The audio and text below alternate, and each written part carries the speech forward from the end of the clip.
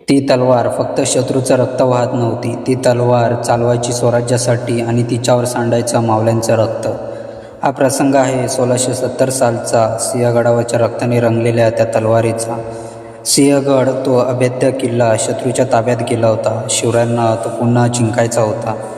महाराजांनी एकाच मावल्याच्या खांद्यावर ही जबाबदारी सोपवली, तानाजी मालुसरे.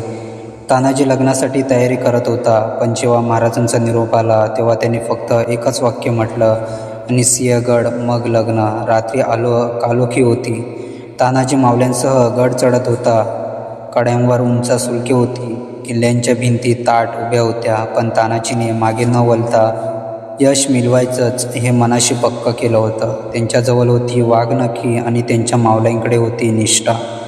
मुघल सरदार उदयभान घनदाट पहाऱ्यात होता. तानाजीने गडावर चढून गनिमी काव्याने हल्ला केला. जणू ज्वाला उसळल्या होत्या. मावल्यांच्या जयघोषाने आकाश दणाणलं. हर हर महादेव, जय भवानी, जय शिवाजी. तानाजी आणि उदयभान यांच्यात झाली ती तलवारींची लढाई. एक एक वार अंगात थरकाप उडवणारा. तासभर दोघेही लढत होते. शब्द नव्हते, केवळ काच, केवळ रक्त, केवळ तलवारीची धग. शेवटी तानाजीने उदयभानला ठार मारलं, पण स्वतः तेही रक्तबंबाळ झाले. गड जिंकला होता, पण शिवरायांचा सिंह मरताना विजयी झाला होता. मावल्यांनी तानाजींची तलवार उचलली, ती तलवार जी रक्ताने रंगली होती, पण त्या रक्तात पराभव नव्हता, त्या रक्तात स्वराज्य होतं. गडावर विजयाचा संदेश आला, पण सोबत आला तानाजींच्या मृत्यूचा दुःखद वृत्तांत. शिवाजी महाराज गडावर पोचले. तानाजीचं पार्थिव पाहून महाराज म्हणाले, गड आला पण सिंह गेला.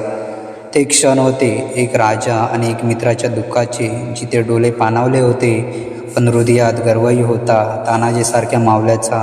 महाराजांनी तानाजीची तलवार जपली. ती फक्त युद्धाची नाही, ती निष्ठेची आणि बलिदानाची तलवार होती. ती तलवार स्वराज्याच्या सिंहासनाची पहिली कडी होती. रक्ताने रंगली तलवार, पण प्रत्येक थेंब शुद्ध होता, कारण तो थेंब स्वराज्यासाठी सांडला गेला होता. मित्रांनो, तलवार फक्त मारण्यासाठी नसते, ती लढण्याची, उभी राहण्याची आणि सत्यासाठी झगडण्याची निशाणी असते. आज आपण सगळे मोकळ्या हवेत श्वास घेतो, कारण कोणीतरी तानाजीसारखा तलवार हाती घेतला होता.